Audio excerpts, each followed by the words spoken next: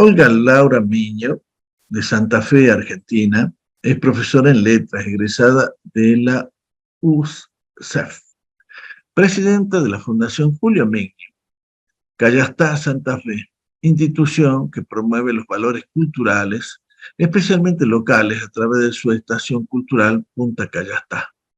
Ofrece charlas, talleres y cursos con relación a la obra del escritor Julio Miño Parera y de otros autores de la región. El nombre de su ponencia es La narración oral, un antídoto contra el silencio. Bueno, Julio, Olga, puedes abrir el micrófono y adelante. Bueno, buenas tardes, gracias por la presencia. He escuchado comentarios muy auspiciosos con respecto a mis antecesores, así que me da un poco de vergüenza, espero estar a la altura, al menos parecido a alguna expectativa que puedan tener. Mi ponencia se llama así, la narración oral, un antídoto contra el silencio. En realidad, el origen es un poco la consecuencia de mis horas de cátedra. Di durante muchos años lengua y literatura en la ciudad de Neuquén, al sur de la República Argentina. Y la problemática, la queja, la permanente demanda era: no saben hablar, no se saben expresar, no tienen las palabras adecuadas, repiten, les falta vocabulario, quejas, quejas, quejas.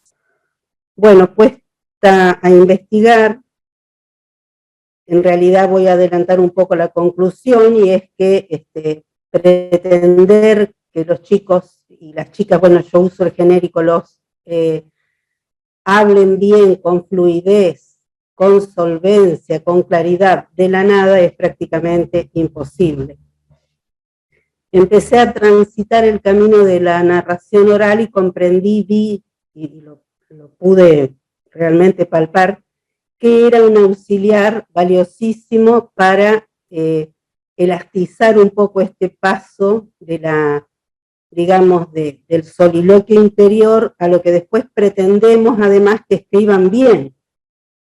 Era como, yo sentía que era como dar un salto al vacío. Bueno, hoy en día estamos atravesados por tantísimos avances tecnológicos, y entonces esto que Walter Ong llamó los distintos tipos de oralidad: primaria, referida a las comunidades ágrafas, sin escritura; secundarias, a las que están un poco mezcladas, un poco de escritura, pero mucho de oralidad; y terciaria, que sería la que estamos atravesando ahora, donde hay una mezcla, una hibridación de registros y de códigos que han hecho de la palabra hablada ya está mucho más mediatizada. A todo esto se agrega la cuestión del grafocentrismo, que se refiere, ¿no?, a una expresión muy consolidada actualmente todavía, que sostiene que la escritura es el eslabón que supera a la oralidad, como que la oralidad está, una vez que está superada, si hay, digamos, sociedades que se quedan en la oralidad, son sociedades atrasadas, disminuidas, con menos capacidad de abstracción y demás. Bueno, por supuesto han salido muchísimas teorías a rebatir esto, y la conclusión es que en realidad lo que nosotros escribimos tiene una base oral, y esa base oral no se elimina nunca, permanece, queda en los registros, hay vestigios. Entonces este grafocentrismo ha estado a veces opacado, digamos, opuesto al fonocentrismo. En realidad tampoco es lo ideal, porque en la parte oral tenemos que tener en cuenta que el fonocentrismo simplemente alude, se remite al sonido, pero nosotros tenemos que pensar que en la parte oral, en la oralización, aparece todo un contexto de situación.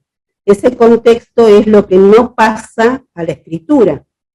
La escritura, bueno, no es el objetivo de este trabajo hacer una, digamos, una comparación erudita entre ambos registros, el oral y el escrito. Pero la escritura no puede trasladar, por más herramientas que utilice, no puede trasladar toda la variable del contexto de que se da en la oralidad, no se puede trasladar a la escritura. La escritura es algo absolutamente, yo muchísimo después de haber hablado, y no puede trasladar todo el contexto situacional.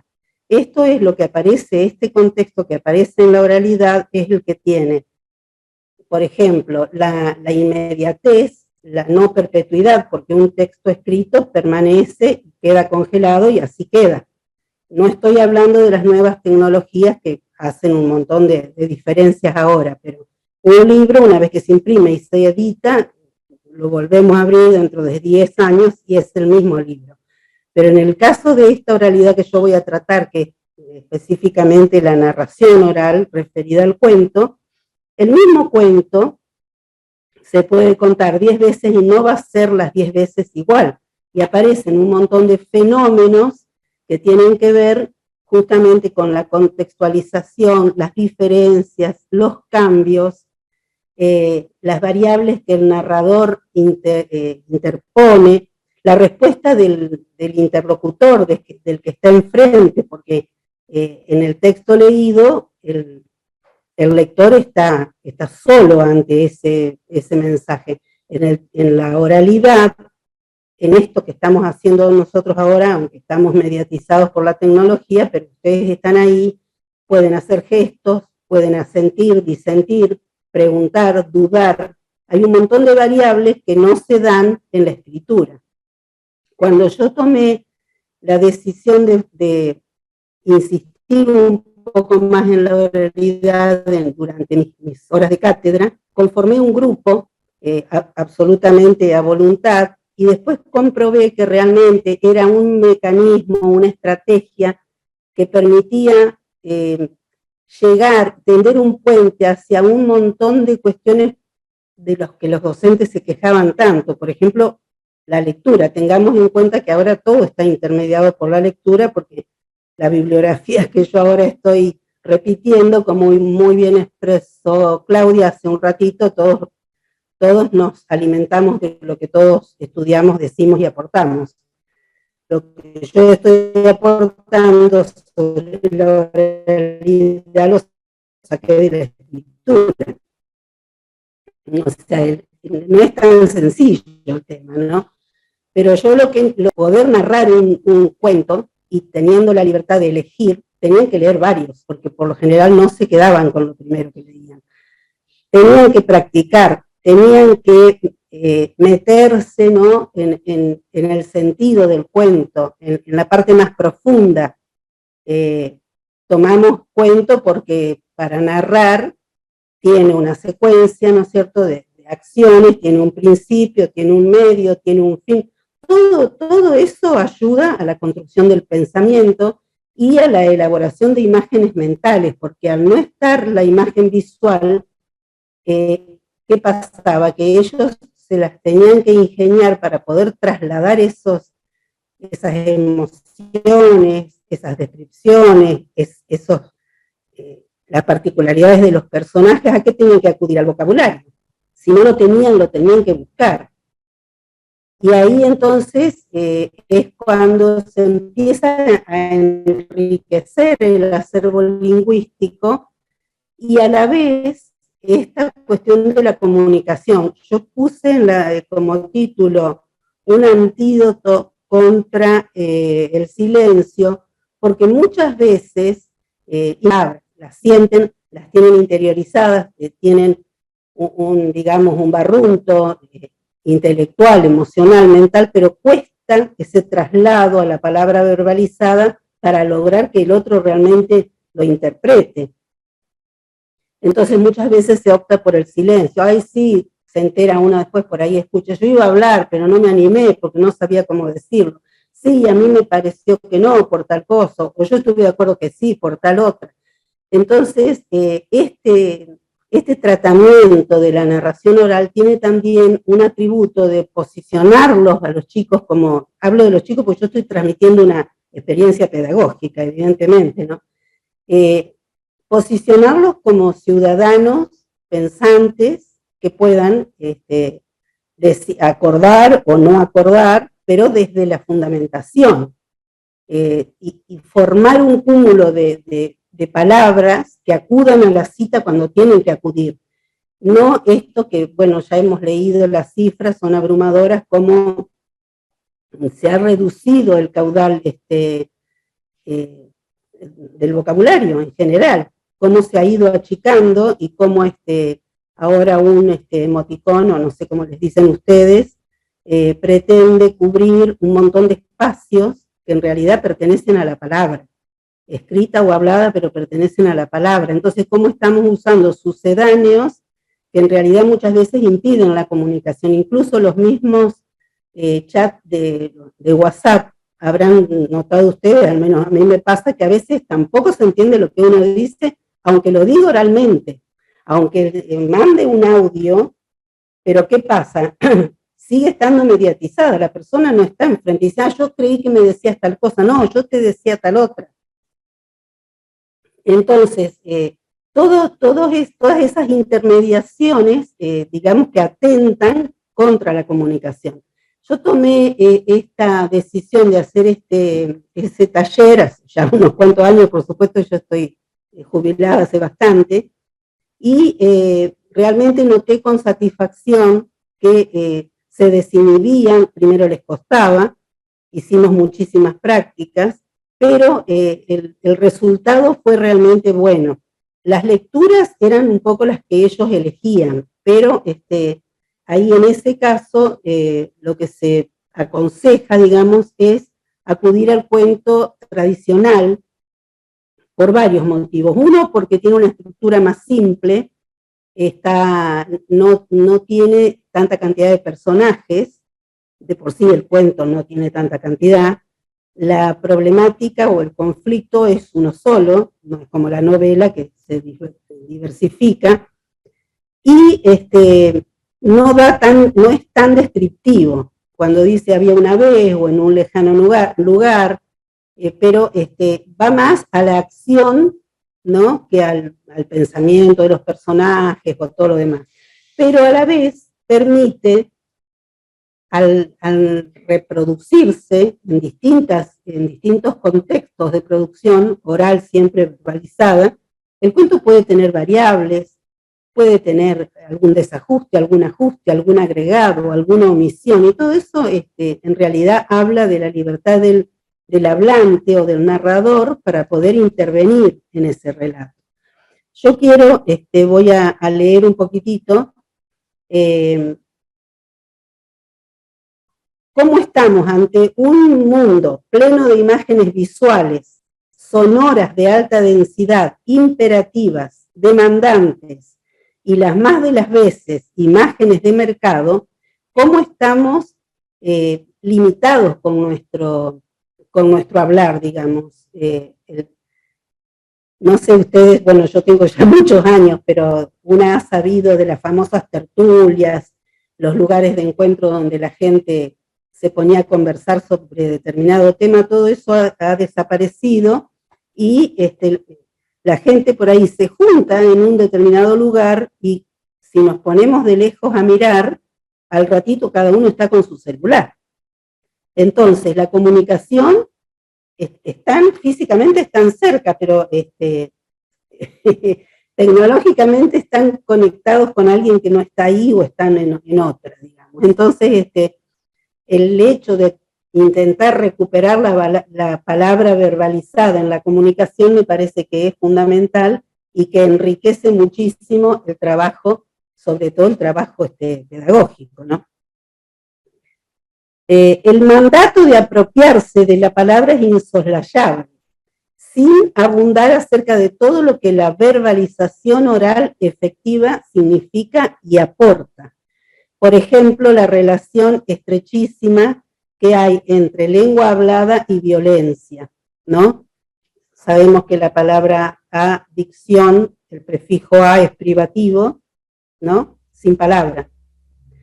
Bueno, ese sería para otro tema, pero ahí ya hay una punta. Propiciar que nuestros chicos y chicas hablen y que hablen de la mejor manera posible es favorecer canales de comunicación efectivos y es apuntar a la eliminación de la incomunicación. Tenemos que tener en cuenta que el primer acercamiento a la palabra del ser humano fue oral. La escritura es una tecnología que vino mucho después. Entonces, esto les va a permitir, estas prácticas, posicionarse socialmente, poder desenvolverse como integrantes de una comunidad, estar en condiciones de salir al frente en determinadas situaciones, cumplir deberes y defender derechos. Porque muchas veces notamos que los chicos, cuando se les pregunta que argumenten por algo, se les pide, y porque sí, pero ¿y por qué? A ver, y pero porque sí, porque yo digo que sí, o porque a mí me parece que sí. Y en realidad tiene argumentos, lo que no tiene son las palabras para poder decirlo, ¿no? Para poder expresarlo y para poder comunicarlo y ser entendido. Uno de los motivos tal vez por los que la oralidad no se ejercita, no se despliega mucho en las aulas, es porque como en realidad la oralidad viene dada desde la casa, desde la cuna, la lengua madre que cada uno de nosotros usa, se considera como que, bueno, ese aprendizaje ya está. La escuela no nos enseña a hablar, nosotros entramos a la escuela sabiendo hablar, entonces queda soslayado y se pasa sin solución de continuidad al manejo de la lengua escrita. Havelock, un teórico de todas estas cuestiones, opina que antes de pasar a la lengua escrita, antes de pretender pasar a la lengua escrita, hay que elastizar un poco más toda esta práctica de la lengua oral y sobre todo teniendo en cuenta que en el seno de la familia o en el espacio inmediato donde uno se ha desarrollado, ha aprendido canciones, rimas, coplas, todo eso es oral. Y todo ese capital nuestro propio es como que queda dejado de lado porque, bueno, cada uno lo tiene y vaya a saber dónde. Eso es lo que hay que recuperar y es de donde hay que partir porque todos lo tenemos, pero la escuela no, es como que no lo tiene en cuenta, no lo considera. Parte de la idea de que tiene que escribir bien, hay un esmero por la ortografía, por la sintaxis y demás, pero no tenemos en cuenta esa primera parte oral que es la que tal vez va a facilitar después el otro estadio, ¿no? Y otro espacio que también noto que está muy dejado de lado es el de la lectura en voz alta. Yo valoro muchísimo cuando el adulto, el docente, les lee a sus alumnos. Es impresionante el eco que tiene la palabra oralizada. Cuando está bien leída, tenemos que pensar que si uno se esmera, lee el texto antes, lo ensaya para no trastabillar, para hacer una buena performance delante de sus alumnos, y ellos se abandonan a la escucha. ¿Por qué? Porque no tienen que hacer el esfuerzo de decodificar con el terror del juicio ajeno, de equivocarse, de no entonar bien, de no pronunciar bien. Pensemos lo que le costó también a la humanidad separar las palabras. La escritura no empezó con las palabras separadas, eso vino después. ¿Por qué? Se escribían todas juntas, sin espacio, porque el que sabía leer, eran muy pocos los que sabían leer, y como mucho tenía que ver acá la memorización, el que leía ya sabía dónde se cortaba la palabra. Eran pocos los que leían, pero después, claro, después empezó a haber necesidad de cortarlo porque si no, no se entendía. Vieron cuando a nosotros nos ponen todas juntas varias palabras, evidentemente sin la debida separación, se complica, ¿no? La situación de la comprensión. Bien.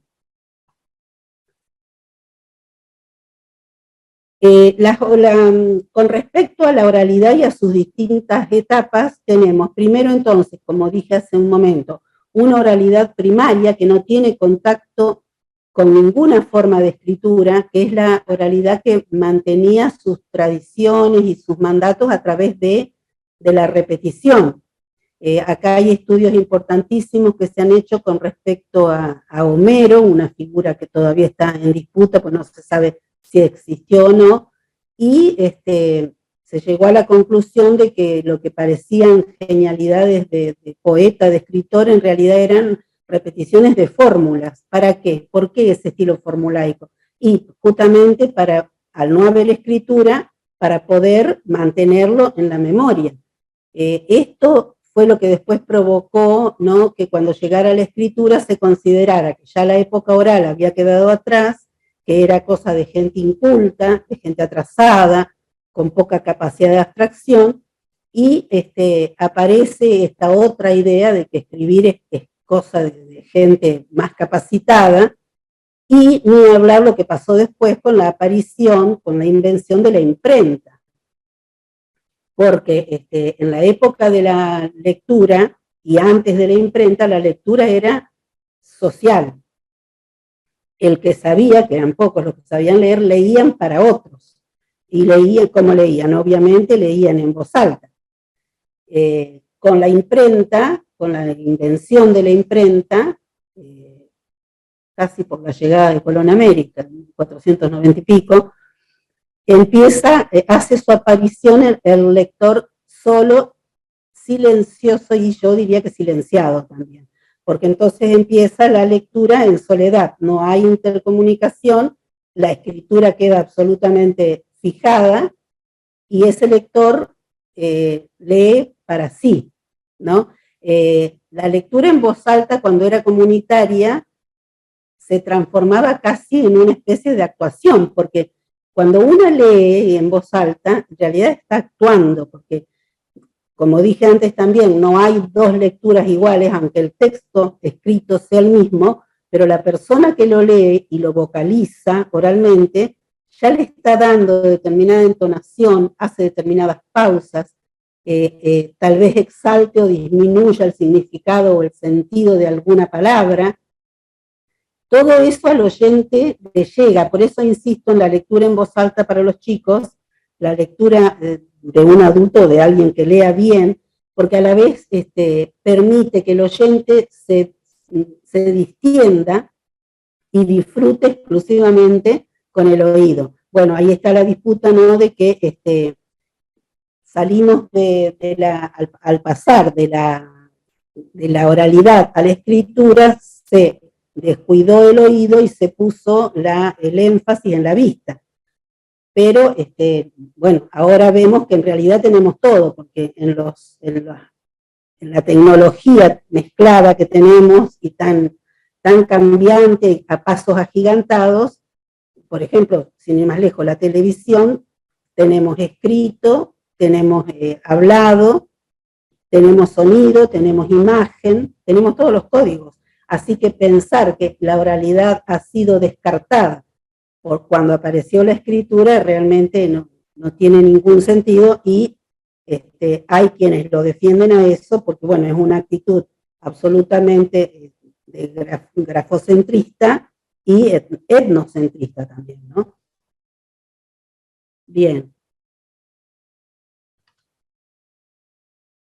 Entonces, después de la oralidad primaria viene una oralidad mixta que coexiste con la escritura en un contexto sociológico en que la influencia de esta última es de carácter parcial, externo y retardado, o sea, sociedades donde la escritura apareció mucho después y en un porcentaje muy escaso, ¿no?, mínimo. La tercera etapa es una oralidad secundaria que en realidad se recompone a partir de la escritura. La voz pronuncia lo que antes se ha escrito, o sea, se habla sobre algo que ya está escrito, o se ha pensado en términos de escritura, en un ámbito donde tanto en la práctica social como en la imaginación predomina lo escrito sobre la autoridad de la voz. Y después tenemos una oralidad mediatizada que es la que hoy nos ofrecen la radio, el disco y otros medios de comunicación. Porque nosotros ahora, con la tecnología actual, escuchamos una grabación, podemos detenerla, volverla a escuchar, pero cuando la volvemos a escuchar, si queremos, pero va a ser igual. Está faltando, o sea, lo que no tiene toda esta mediatización es el contexto de situación que tiene esta oralidad primaria, donde es un yo y un vos, o un vos y un yo y un ustedes, ¿no? Que es lo que se trata justamente en el caso de la narración oral, que es el objeto de esto que estoy diciendo. El contexto de situación es ese, es en presencia. Entonces la persona que está narrando ve las caras, obtiene respuesta, puede haber interpretaciones, se diferencia en eso del teatro, ¿no? La narración oral. La línea que en este caso que yo sigo es la de Dora Pastoriza de Echevarne, que ella consideraba que había que, o sea, el énfasis tenía que estar puesto en la palabra, que con la palabra, con la sola palabra, bueno, y toda la cuestión gestual, ¿no? De proxemia y demás, pero que solamente con la palabra se podían transmitir las emociones, explicar las situaciones, que no había necesidad de hacer acompañamiento con imágenes visuales, ni con vestiduras especiales, ni con otro tipo de efectos, que había que arreglarse, que hay que arreglar. Yo considero que sí, que se puede, porque lo he intentado y me ha salido, que se puede con la sola palabra, teniendo los recursos, obviamente, ¿no? Pero se puede transmitir todo este caudal interior y pensemos, sobre todo, si se trata, por ejemplo, de un cuento tradicional, que por supuesto sale de la escritura, porque yo lo saco de un libro o de internet, pero la base es escritural. Pero yo lo puedo variar, le puedo poner más énfasis en un lado que en otro, incluso funciona con el tema del vocabulario, el que explica el cuento, también desde la lectura puede ser, si aparece, por ejemplo, una palabra que nos parece que el adolescente o el alumno o la alumna no va a entender, inmediatamente podemos acudir a un sinónimo, no todo es buscar en el diccionario, porque esa tarea de decir, lean el cuento, subrayen las palabras que no entienden, vayan al diccionario, muchas veces es sumamente tedioso y hasta diría que disuasiva. El docente también puede funcionar como diccionario y si ve que la palabra, que el significado no se entiende, puede acercarle todos los sinónimos, por supuesto que tenga, si es que los tiene en el mejor de los casos, pero es una manera también de hacer acopio lingüístico. No es el diccionario, no es el único recurso para ampliar el vocabulario, ¿no? Los medios de comunicación electrónicos son comparables a la escritura, pero la diferencia en que lo que transmiten es percibido por el oído y por consiguiente no puede ser leído, es decir, descifrado como signos del lenguaje. Esto es lo que estaba diciendo antes, el cambio de ojo por el oído, ¿no?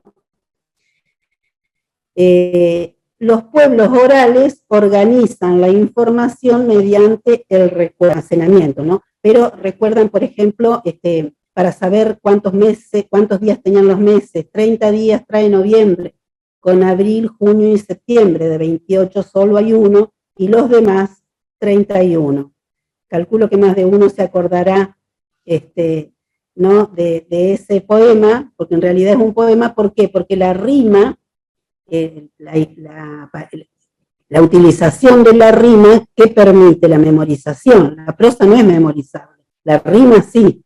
Entonces, pensemos en todo nuestro acervo tradicional rimado. Pensemos, por ejemplo, en los refranes. Son de naturaleza oral, anónima. También algo que está, no digo en vías de desaparición, pero hasta está medio como soslayado, como que perteneciera a un rango poco académico, y sin embargo los refranes nos han acompañado siempre y considero que son la sal del idioma, porque si tienen el don de la oportunidad, aparecen justamente cuando la situación lo amerita. Un refrán es como que hace colofón y da cierre, ¿no?, a lo que estábamos diciendo.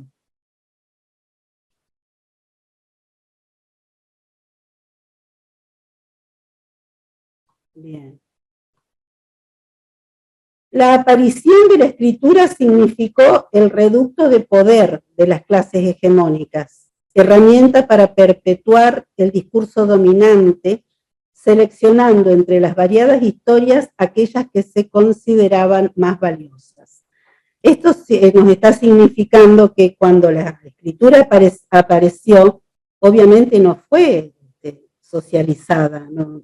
Demoró mucho en llegar a todas las capas sociales. Y en un primer momento, sí, fue reducto de las clases de poder, y se escribía lo que convenía y se socializaba lo que convenía a conveniencia de a quien en ese momento tenía. O sea, siempre supimos que tener el conocimiento es tener poder. En este terreno y en esta instancia de nuestra historia, la escritura significó un ejercicio de poder.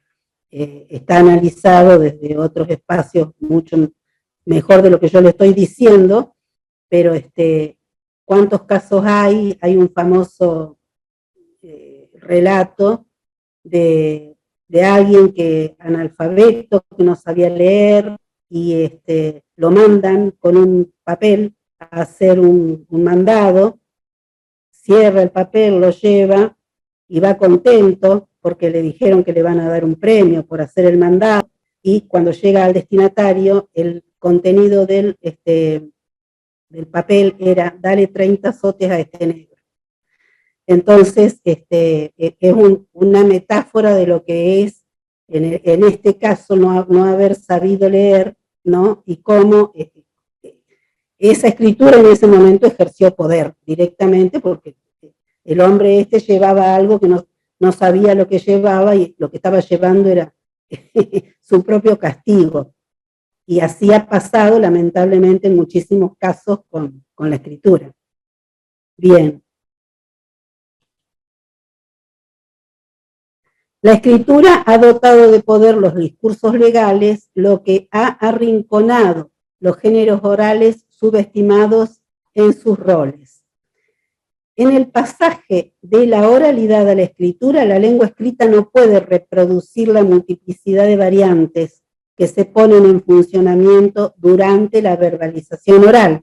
Así ocurre con el acento, la entonación, las variaciones prosódicas y mucho más. Obviamente yo no estoy acá haciendo un ataque a la escritura. Si no fuera por la escritura, yo no podría estar hablando acá. Pero o sea, mi objetivo es tratar de valorizar, revisar nuestras prácticas orales y sobre todo desde la docencia poner énfasis en lo bien que les hace a los chicos practicar la oralidad en formatos variados, en instancias variadas, porque los contextos de producción no son siempre los mismos. Ellos a veces utilizan el mismo vocabulario para todo y no tienen en cuenta que esos contextos varían. No es lo mismo estar ante el grupo de amigos que estar en la familia, que estar ante el equipo directivo, o que estar... cambian las situaciones de habla, ¿no? Entonces, está muy bueno esto, me parece a mí que es algo que hay que fomentar, esto de que no porque sepamos hablar no hay que practicar, porque hay maneras y maneras de hablar. Bueno, entonces dije que en el arte de contar considero que el cuento popular es el recurso inmejorable para la narración oral. Tiene pocos núcleos, tiene por lo general tiene un esqueleto de secuencias narrativas bastante simple. Recordemos que cuando se narra oralmente, no cuando se lee, cuando se narra, hay que retener en la memoria los hechos y hay que emitirlos de una manera ordenada, hay que partir de un principio, pasar por un medio y llegar a un fin. Hay un montón de recursos de gestualidad, de entonación, de prosodia que se utilizan en la narración oral y que es bueno, bueno, en los talleres de narración oral, todo eso se facilita, se acerca, ¿no?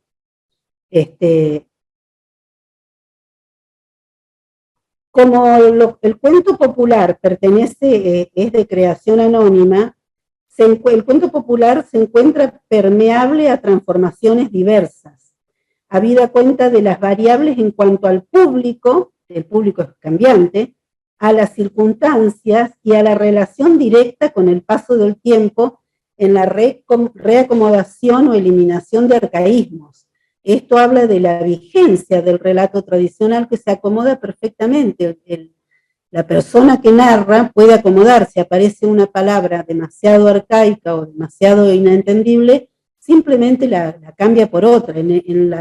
Con el escrito no pasa eso. Lo que está escrito queda así. Acá, en cambio, en la oralidad se pueden hacer estos cambios. Y con respecto a esto, a este último aspecto, es imprescindible considerar la convivencia de esta literatura de tradición oral con los avances tecnológicos que modifican e interceden en la mediatización de la palabra hablada. ¿Cómo estamos con el tiempo, José?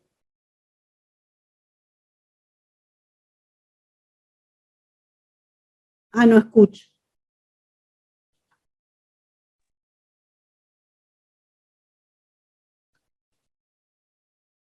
No escucho. No escucho. No escucho. ¿Me escuchan? Ahí, ahora sí. Sí, estaba mal conectado esto. I'm sorry. Y son las 19 casi, y capaz que puedes ir cerrando, bueno, para que pueda haber una interrelación. Hay una pregunta también de Silvia Rojas de YouTube, después te la paso. Sí, dale, bueno. Adelante.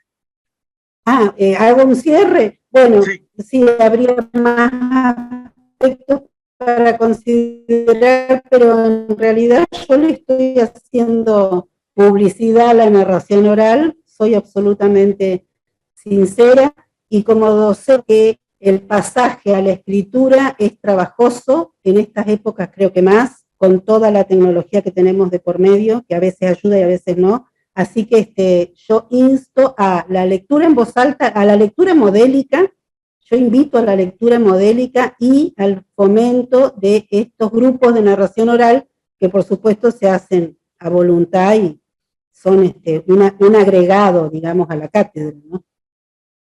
Sí, ¿hay alguna pregunta, José? Sí, Silvia Rojas dice, ¿qué pasa con el bilingüismo en sociedades ágrafas? Y bueno, pero las sociedades ágrafas son las que tienen más entronizada la oralidad. Así que ellos se manejan, incluso ahí hay un problema, porque en las sociedades ágrafas, cuando quieran pasar a la grafía, hay que ver qué medio gráfico utilizan, ¿no? ¿Qué alfabeto, qué lenguaje? Las sociedades ágrafas tienen de por sí todo su capital histórico, de farmacopea, filosófico, literario, es todo oral. Y se mantiene por repetición y por transmisión. Por eso es tan importante que las lenguas ágrafas, que las sociedades ágrafas conserven su lengua, porque al morir una lengua, que desaparezca una lengua es que desaparezca el hablante. Así es. Bueno, vos has visto también que si hay algo que le interesó a Europa es el mundo egipcio, ¿no? Gracias a la famosa Rosetta de Champollion, ¿no? Pudieron traducir la escritura egipcia, ¿no? Pero nunca pudieron saber cómo sonaba. Claro, sí. La sonoridad es otro plano, claro. No se puede. Pudieron traducir los símbolos ¿sí? Claro, sí, sí, sí. Pero nunca supieron cómo se decían esas ¿Cómo cosas. sonaba? Claro, Claro, se había perdido claro. esa. Bien, no sé, veamos si quieren hacer unas preguntas, comentarios al margen. Claudia Barasich va a hacer. Bueno, me encantó todo lo que dijiste, estoy absolutamente de acuerdo. Yo también soy una fanática de Dora Pastoriza de Echevarne. Tuve la oportunidad de conocerla, de hacer cursos con ella, me encanta. Y yo creo que para nosotros también. Les cuento algo personal, yo todas las noches, a las 11 de la noche, me conecto a un programa de radio que cuenta cuentos, nada más. La otra vez contó, todo el libro leyó Pedro Páramo de Juan Rulfo, el mexicano, entero, los cuenta Apo, sí. se puede también seguir por internet. Todas las noches, infaltable, antes de dormirme, yo escucho cuentos porque estoy totalmente de acuerdo con vos que la narración oral es algo que hay que cuidarla y que todos deberíamos poder ejercerla. Sí, sí, Me encantó, me encantó. Gracias. Bueno, yo también, pues todas las noches escucho Dolina. Y cuenta cosas muy divertidas. Es que viene después, Dolina, de Apo. Sí, en la misma radio. Sí, yo. Lo que pasa es que Apo lo que hace es tomar autores, lee los de aquí, los de allá, los de Rusia, los de... O sea, he conocido autores que no conocía. La verdad que es una hora de lengua oral, exactamente eso. Qué bueno, y muy buena lengua oral. Y después viene Dolina, en la misma radio. Mira. Sí, sí, yo soy fan. Vos sabés que una de las cuestiones más folclóricas que hay es el cuento, ¿no? Claro. A mí me pasó, fíjate, yo te cuento esto, pero resulta que en una oportunidad me invitan a pasar mis vacaciones en el campo, pero campo, ¿no? Campesino. Y yo, chocho, me voy, ¿sí? Con un amigo mío que lo conocía poco, pero me invita a su finca, ¿no? Y claro, lo primero que me pasó fue que agarró un tractor, se fue, me dejó solo ahí, en medio de la nada, ¿no? Y empecé a buscar gente para hablar. Y hay uno que estaba arreglando un alambrado, peón, y me acerco y le digo, ¿cómo anda? ¿Qué cuenta? ¿Qué dice? Y ya va a empezar. Y el tipo me miró como diciendo, ¿qué le pasa? Y me miró así y siguió trabajando. Yo dije, esta gente está loca, está rara. Y cada vez que yo buscaba hablar con alguien, me miraban y me decían muy lacónicamente, sí, todo bien, me decía, listo, chao. Yo digo esto. Bueno, y recién a la noche, cuando se hacía el fogoncito, y entonces ahí empezaban a hablar y contaban cosas, ¿no? Por supuesto, le encantaba contar cosas de aparecidos, cosas raras que hay en el campo, ¿no? Bueno, y ahí se ponían, vinito y vinito, ahí se ponían. Ahí me di cuenta de la importancia del silencio de esta gente, por un lado, y la necesidad después, a determinada hora y en determinado momento, de poder contar cosas. Claro, no era gente de chusmear, ni mucho menos, ¿no? Porque esa es una cultura muy ciudadana, ¿no? Sacarle el cuero a la gente. No, a ellos les encantaba contar cosas que habían pasado, o anécdotas viejas de su padre o de su madre. Y a mí me pasó que cuando volví a la ciudad después de 3 meses, me molestaba el ruido de la ciudad. Claro. Me había acostumbrado a los silencios, ¿no? Al sonido del silencio. Sí. Claro. Pero también extrañaba esas noches, ¿no? De cuentos.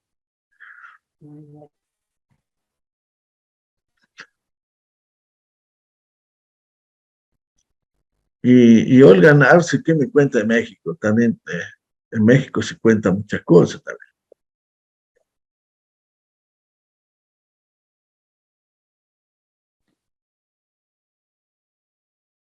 Estás muteada, Olga.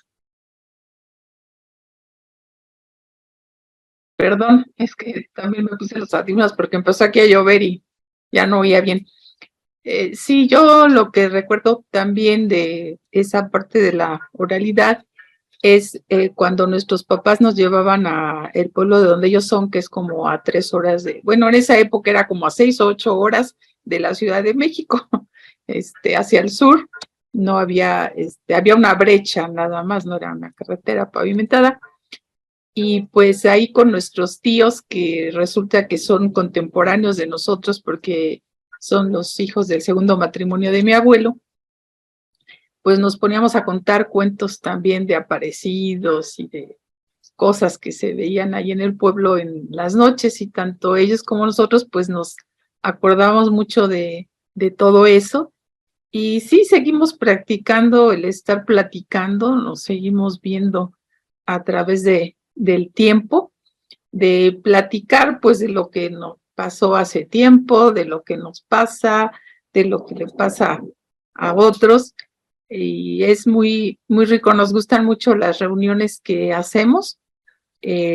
Nos reunimos prácticamente, bueno, en la pandemia lo suspendimos, pero prácticamente una vez al mes, a un ritual familiar ahí, que también nuestros papás hacían una misa en una iglesia por ahí de Iztapalapa, y pues ya, pues en honor a ellos nos seguimos yendo a esa misa y seguimos después platicando y comiendo.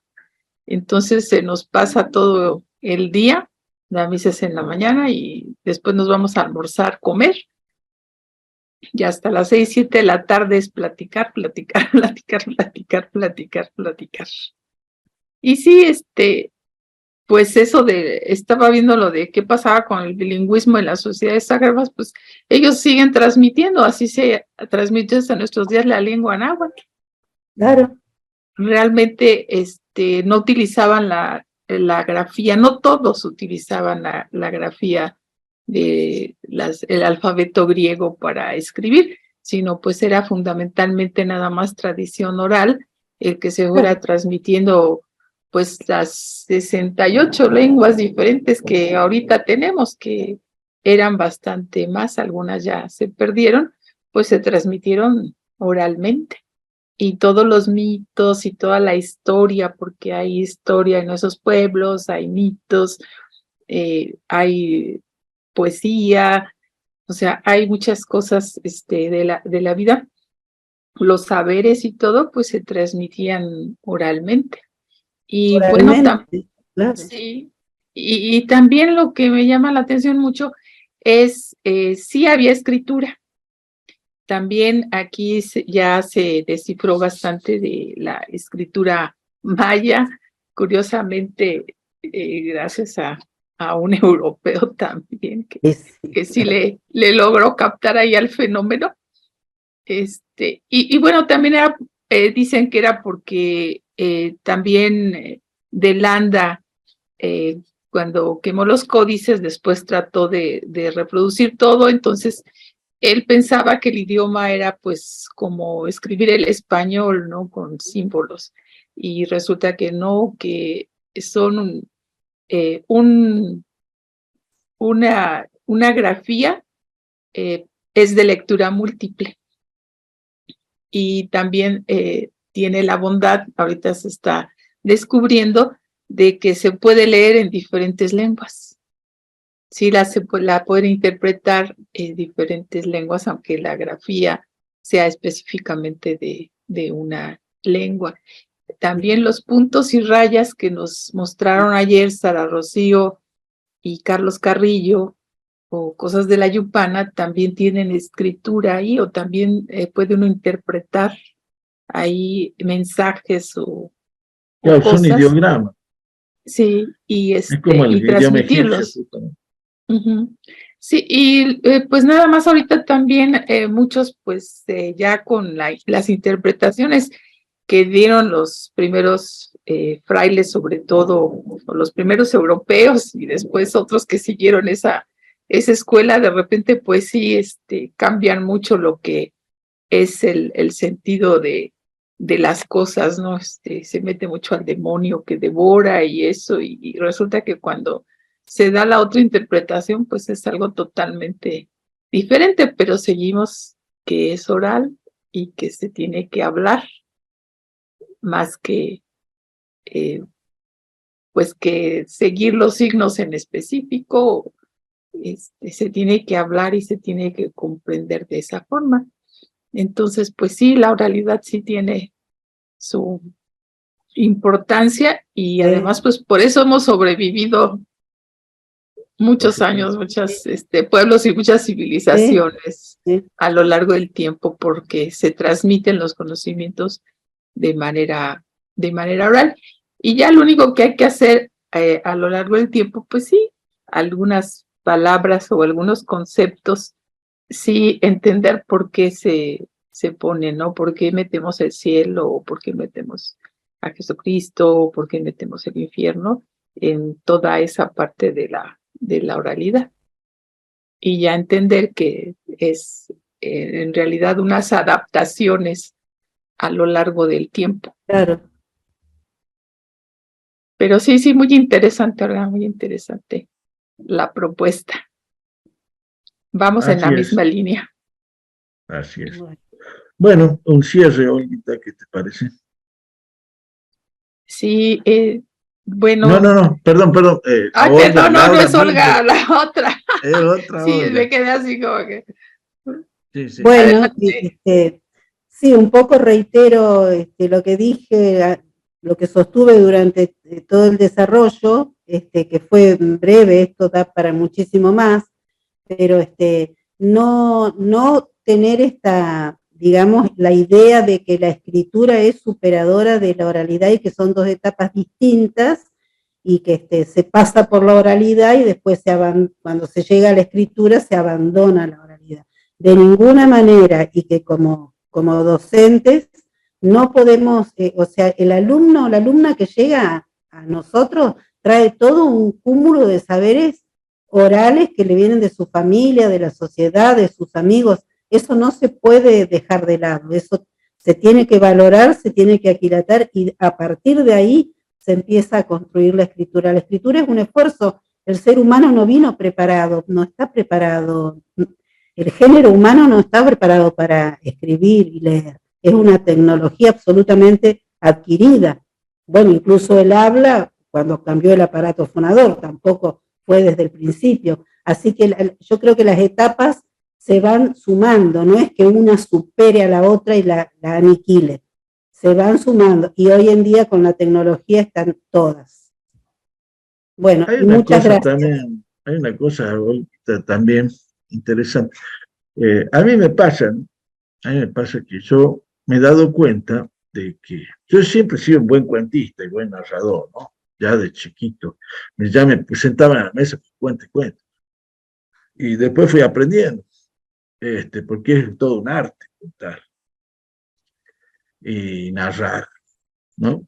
Entonces, a mí me pasa que yo cuando doy una charla, conferencia, bueno, cuando doy clase, nunca leo, porque me doy cuenta que leer tiene una sonoridad y una forma, por más que a mí me gusta escribir, también escribo bien, pero no es lo mismo, porque cuando vos das una conferencia hablada y lo que te sale, pero también me pasa que yo me escucho, ¿no? Las cosas que van saliendo. Y eso pasa en todos los narradores también. Por ahí salen cosas. Bueno, José Larralde lo dice, el hombre, si el hombre piensa y dice cosas, se da cuenta que esas mismas cosas, ya lo dijo otro como hace 1000 años. Dice, me queda un consuelo, por lo menos hay dos que pensamos parecido. Y sigue, y acá está la parte. Dice, pero eso no tiene nada que ver con las cosas que uno lee en los libros. Dice, porque el que dice lo que dice otro, pues eso no tiene mucho sentido, ¿no? En definitiva, dice, un libro es como un cajón de un mueble. Si tiene cosas útiles, uno lo abre cada rato. Pero si tiene porquería, uno no lo abre nunca. Con las porquerías de afuera alcanza. Bueno, tic-tac, tic-tac. Vamos a pasar a la próxima. Muchísimas gracias. Un gran aplauso para Olga Miño. Muchísimas gracias. Gracias.